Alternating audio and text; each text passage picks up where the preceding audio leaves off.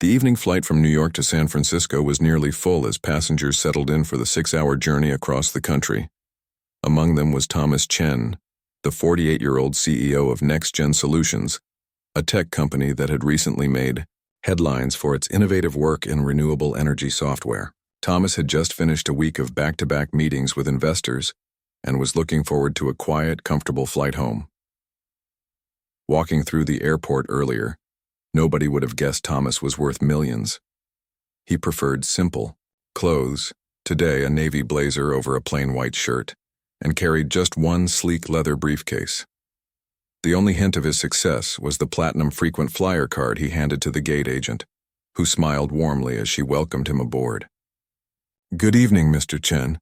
Enjoy your flight," she said, scanning his first-class ticket. Thomas nodded politely and made his way down the jet bridge.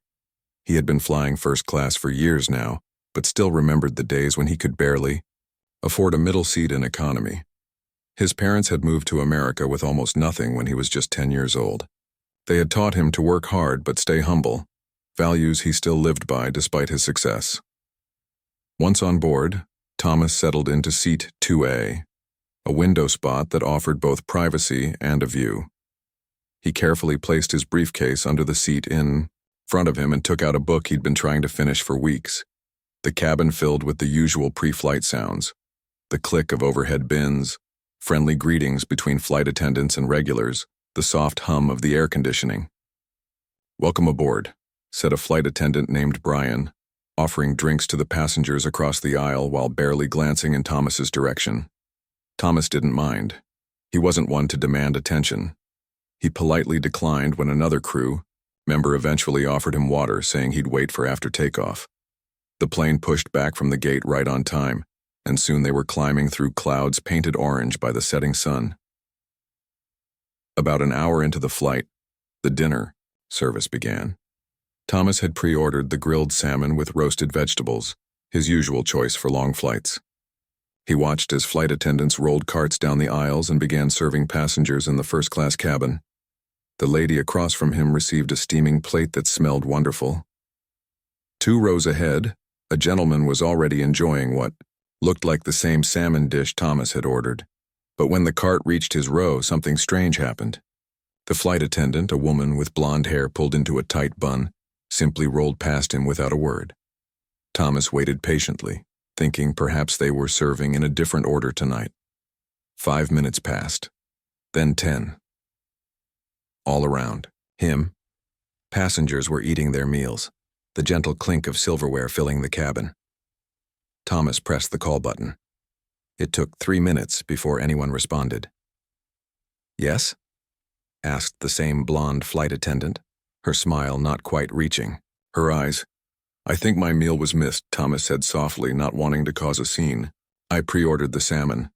The flight attendant's expression hardened slightly. "I'm afraid we're out of the premium meals. I can bring you a pasta dish from economy if you'd like." Thomas blinked in surprise. He glanced across the aisle where a passenger who had boarded well after him was enjoying what was clearly the salmon dish. The man caught his eye and looked away, suddenly very interested in his bread roll. "I see," Thomas said, keeping his voice level despite the familiar sinking feeling in his stomach. "That's unusual since I confirmed my meal choice yesterday when I checked in online." "Like I said, we're out," the attendant repeated, already stepping away. "Pasta or chicken from economy, your choice." As she walked away without waiting for his answer, Thomas noticed a younger flight attendant watching the exchange with an uncomfortable expression. Thomas had been in similar situations before, at high-end restaurants, in luxury stores, even in his own company's lobby once when security didn't believe he was the CEO. After 20 years in corporate America, he recognized what was happening. Without making a fuss, Thomas pulled out his tablet and made a quick note of the time and what had just occurred. He had learned long ago that documenting these moments was important, not to cause trouble but because patterns needed to be proven with facts. 10 minutes later, the pasta arrived. It was cold and came with no apology. Thomas ate a few bites, more out of hunger than enjoyment. Across the aisle, a businessman in a similar suit to Thomas's received an offer of extra bread and a warm smile from the same flight attendant. When he requested more wine, it appeared almost instantly. When Thomas pressed his call button again to ask for water, the light remained on for nearly 15 minutes before anyone responded. The familiar feeling of being invisible, or worse, being seen but deliberately ignored, settled over him like an old unwelcome coat. The younger flight attendant finally answered his call, bringing not just water but also a coffee. "I'm sorry about the wait," she whispered, her eyes darting nervously toward her colleagues at the front of the cabin. "And about your meal. There was some confusion with the catering." Thomas thanked her with genuine appreciation. Small acts of basic decency shouldn't feel so significant, he thought. But in moments like these, they meant everything. As the night grew darker outside his window, Thomas returned to his book but found it hard to focus. Instead, he began typing an email on his tablet. Not an angry complaint, but a factual account of what had happened. He had learned that calm, clear communication was more effective than emotional outbursts. The email was addressed to the airline's chief customer officer, someone he had met at a business conference last year. The plane hit a patch of turbulence, causing Thomas to look up from his tablet. The seatbelt sign flashed on with a soft ding. He saved his draft email and gazed out the window at the darkness, seeing only his own reflection staring back. The cabin lights had been dimmed, creating a false sense of intimacy among strangers who would share this metal tube for a few more hours before returning to their separate lives. Thomas tried to dismiss what had happened with his meal. Maybe it was just a mistake. Maybe they really had run out of the salmon. But 20 years of similar coincidences had taught him to trust his instincts. It wasn't paranoia when the pattern repeated itself so consistently. He watched the flight attendants move through the cabin. The older one, her name tag read Patricia, was all smiles with the passenger in 1C, leaning in to chat as she refreshed his drink. When she passed Thomas's row, her smile vanished, and her eyes slid past him as if his seat were empty. It was a familiar kind of invisibility. Thomas closed his eyes, remembering a conversation with his teenage daughter just last week. "Dad, why do you never complain when people treat you badly?" she had asked after witnessing a store security guard follow them through an electronics shop. "Because proving them wrong is more powerful than complaining," he had told her. But lately he'd been wondering if his silence was part of the problem. The younger flight attendant, her name tag said Lily, appeared at his side with a fresh bottle of water. "I noticed yours was empty," she said quietly. There was something in her expression, discomfort, perhaps even embarrassment. "Thank you," Thomas said. "I appreciate that." Lily hesitated, then glanced over her shoulder before speaking in a near whisper. "Sir, about your meal earlier, we actually have one more salmon dish. I found it in the galley. Would you like it?" Thomas was surprised by the offer, but nodded. "That would be nice, thank you." "It'll just take a few minutes to heat up," Lily said with a genuine smile, the first he'd received since boarding. As she turned to leave, Patricia appeared suddenly in the aisle. Her eyes narrowed at the sight of Lily talking to Thomas. "Is there a problem here?" Patricia asked, her voice carrying just enough to draw attention from nearby passengers. "No problem," Lily replied. "Mr. Chen didn't receive his meal preference. But I found—" Patricia cut her off with a sharp whisper and pulled her toward the galley. Though they were speaking in hushed tones, the tension was clear from their body language. Thomas couldn't hear everything, but phrases like "not your section" and "following procedure" drifted back to him. The businessman across the aisle, a gray-haired man in his 60s, caught Thomas's eye. "Heard what happened with your meal," he said, leaning slightly across the aisle. "Not right what they're doing." Thomas gave a small nod of acknowledgement. He'd learned to be careful about these moments of apparent allyship. Sometimes they were genuine. Other times, they led to uncomfortable conversations where he was expected to explain or educate. "Keith, Donovan," the man said, extending his hand across the aisle. "Pharmaceutical development." "Thomas Chen," he replied, shaking Keith's hand. "Listen," Keith said, lowering his voice. "I fly this route twice a month. Never seen service like this before. If you're planning to say something to the airline, I saw the whole thing. Keith slid a business card across to Thomas. On the back he had scribbled, "Happy to confirm what I witnessed. This was not okay." Thomas pocketed the card with a nod of thanks. It was a small gesture but meaningful, the kind that reminded him most people were decent when given the chance. 20 minutes passed before Lily returned, looking flustered. She placed a tray in front of Thomas. It wasn't the salmon, but a slightly better version of the pasta he'd been given earlier. "I'm sorry," she whispered. There were complications."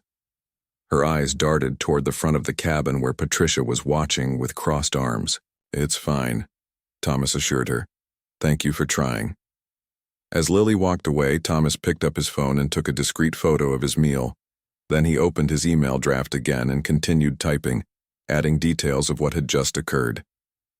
He wasn't normally one to document such things so thoroughly, but something about this situation felt different. Perhaps it was the blatant nature of it, or maybe he was just tired of pretending these little things didn't matter. Thomas knew from experience that many people would question his perception. They'd suggest he was being too sensitive or looking for problems where none existed. Some would insist it was just bad service that could happen to anyone. Others might tell him to be grateful for his first-class seat and stop complaining. He'd heard it all before. But Thomas also knew what he'd seen. The different treatment was subtle but unmistakable, visible mainly to those who had experienced it hundreds of times before. The slight change in tone, the avoidance of eye contact, the excuses that didn't quite add up. He took a bite of the pasta, which was at least hot this time. As he ate, he noticed Patricia whispering to another flight attendant and glancing in his direction. The other attendant, an older man with graying temples, looked over at Thomas with an expression that could only be described as a smirk. Thomas felt a familiar tightness in his chest. Not anger exactly, but a deep weariness. He had built his company from nothing, had employed hundreds of people, had even been featured on the cover of Business Week last year. Yet here he was, being treated as if he didn't belong in a seat he had paid for, by people who knew nothing about him beyond what they assumed based on his appearance. As the flight continued, Thomas noticed other small things. How the attendants were slow to respond when he pressed the call button. How they referred to other passengers as "sir" or "ma'am," but addressed him with no such courtesy. How they seemed to stand slightly farther away when talking to him, as if maintaining an invisible barrier. Keith across the aisle noticed too. Several times he caught Thomas's eye with a look of disbelief. During one particularly long wait for service, Keith quietly offered Thomas his own water bottle. Halfway through the flight, Thomas finished his detailed email, complete with times, names, and specific incidents. He wasn't looking to get anyone fired. That wasn't his style. But he did believe in accountability, and he knew from experience that sometimes the only way to create change was to shine a light on problems that too many preferred to ignore. His finger hovered over the send button. Part of him, the part that just wanted a quiet life, considered deleting the whole thing. But then he thought of his daughter again, and all the times he'd told her to stand up for herself with dignity and facts rather than anger. With a deep breath, he pressed send.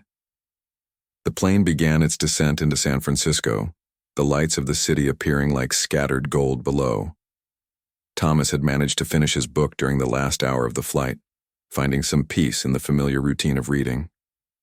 He'd always believed that books were a kind of refuge, a place where for a little while at least he could step out of his own experience and into another's.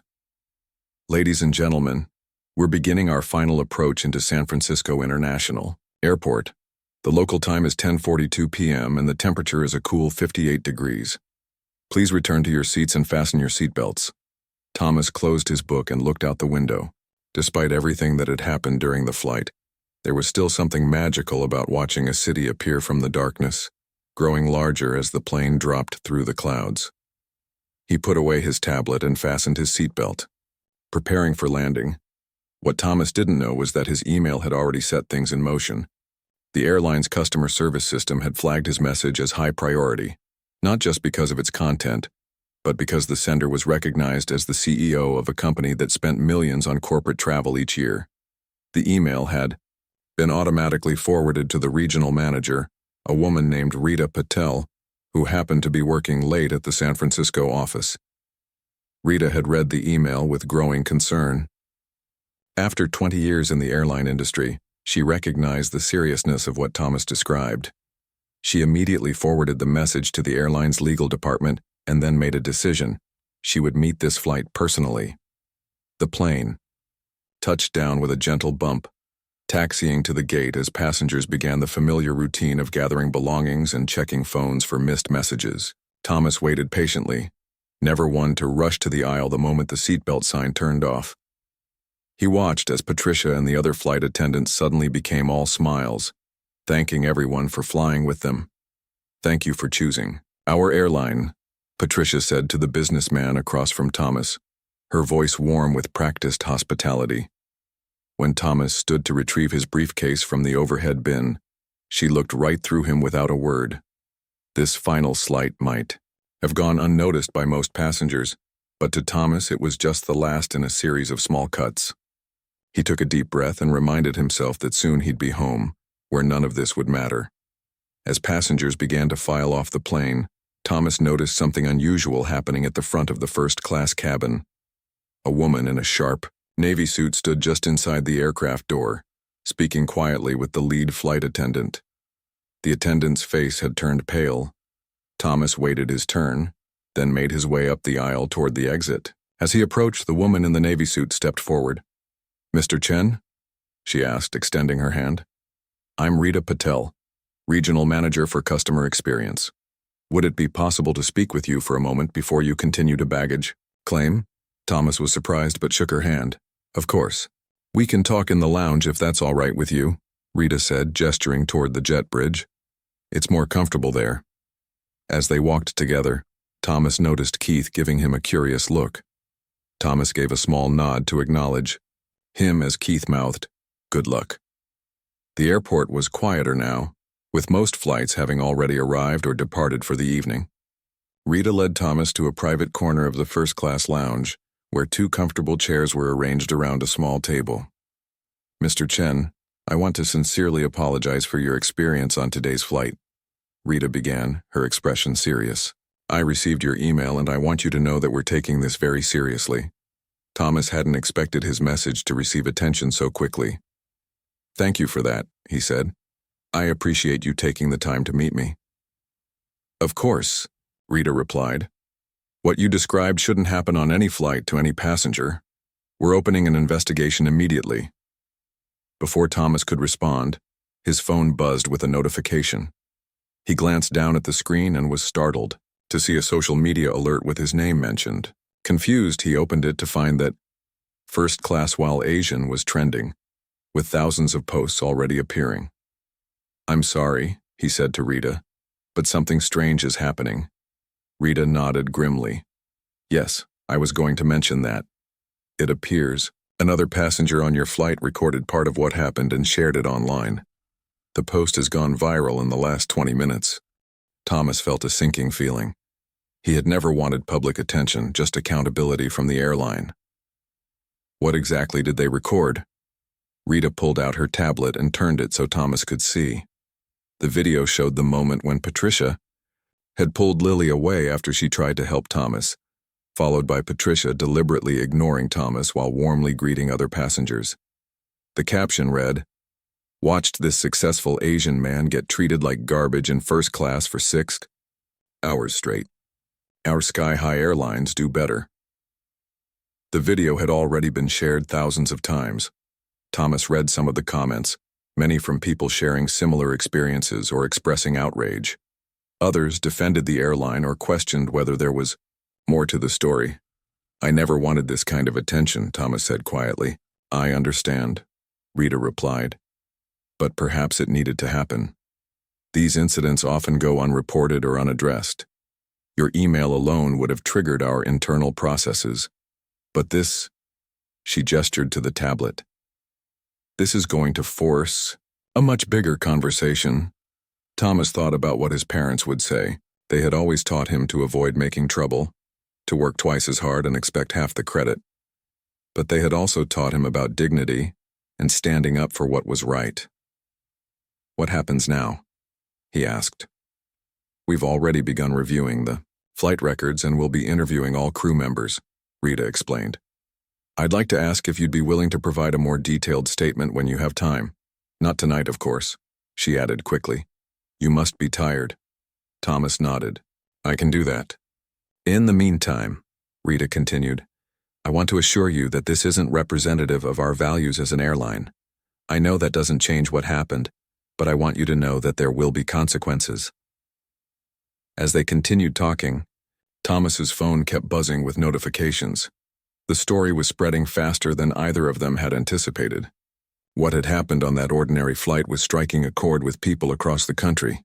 You know, Thomas said after a moment of reflection, I've flown over 1 million miles with your airline. Most flights have been fine, but tonight wasn't. An isolated incident, not for me and clearly not for many others based on these responses. Rita nodded soberly. That's the hardest part of all this. We can address what happened tonight, but the real challenge is addressing the patterns that have gone unnoticed or ignored for too long. By the time Thomas finally left the airport, local news vans were already parked outside. A reporter recognized him from his photo online and called out his name.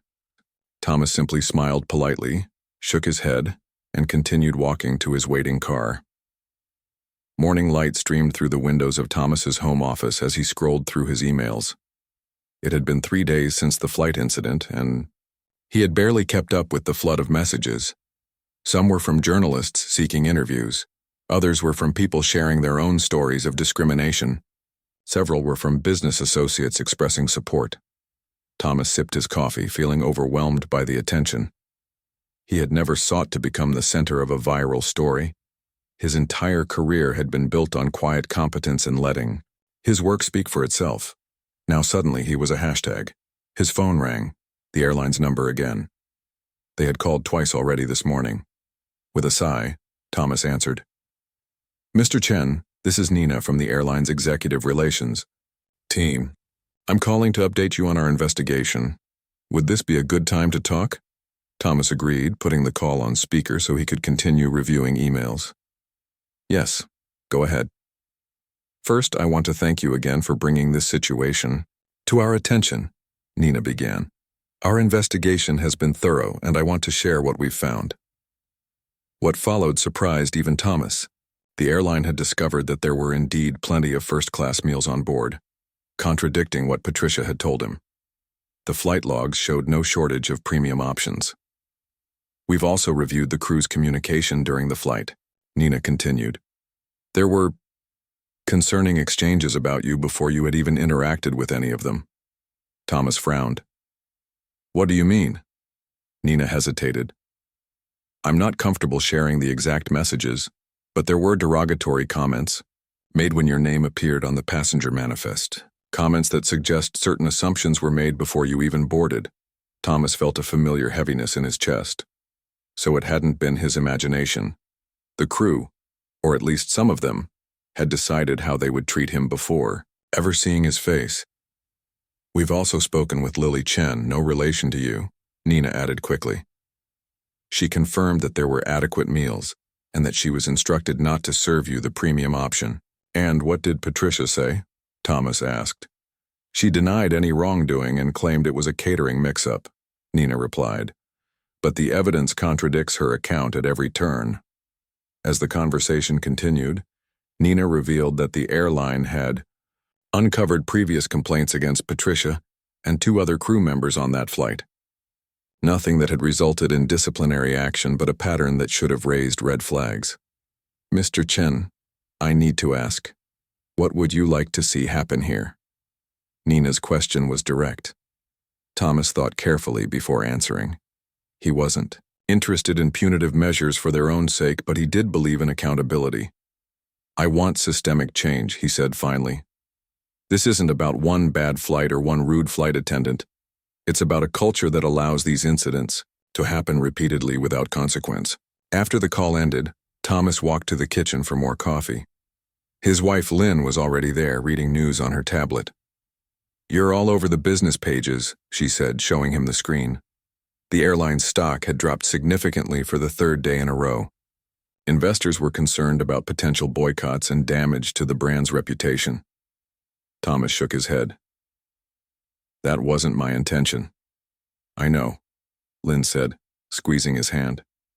But maybe it needed to happen. How many times have you come home from trips with those little stories about how someone treated you? How many times have I watched you brush it off as just the way things are? She was right. Over the years, Thomas had experienced countless small indignities. Being mistaken for IT support at his own company meetings. Being questioned about his English proficiency despite having been born in California. Being followed by security. In high-end stores. He had learned to navigate these situations with calm dignity, but at what cost? Their conversation was interrupted by a text from Keith Donovan, the businessman from the flight. Airline investigators called, told them everything. I saw. This is long overdue. Stay strong. Thomas smiled slightly at the message. It was a small thing, but meaningful. A reminder that not everyone looked away when witnessing injustice. Later that afternoon, Thomas received an unexpected call from a former colleague who now worked as a diversity consultant for major corporations. Thomas, I hope you don't mind me reaching out, she began. I've been following what happened on your flight. The airline has asked me to help develop a new training program for their staff, and I was wondering if you'd consider sharing your perspective as part of it. Thomas was hesitant. I'm not looking to become the poster child for this issue. I understand completely, she assured him.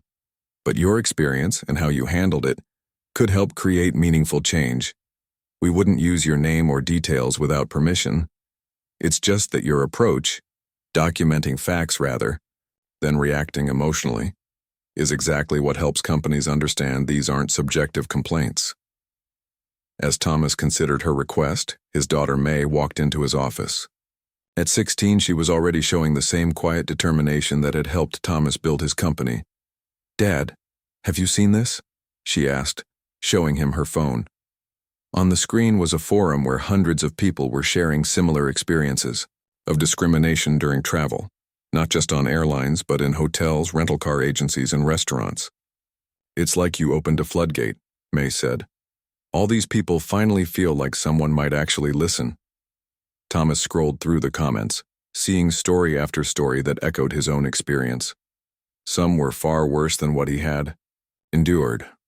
All shared a common thread of being made to feel less worthy of respect or service based on appearance or perceived background. Will you talk to them? May asked. The airline, I mean. Not just about what happened to you, but about all of this. She gestured to the phone. You always tell me that with success comes responsibility. Thomas looked at his daughter, remembering how many times he had told her to stand tall in a world that might try to make her feel small. How many times he had assured her that things were slowly changing for the better. He had always believed that, but belief without action was just wishful thinking. Yes, he said finally. I think I will. That evening, Thomas received another call from the airline. This time it was the CEO himself, calling from the corporate headquarters. Mr. Chen, I've been briefed on our investigation, he began. I wanted to speak with you personally about what happens next. The conversation that followed would set in motion changes that would extend far beyond one airline or one incident.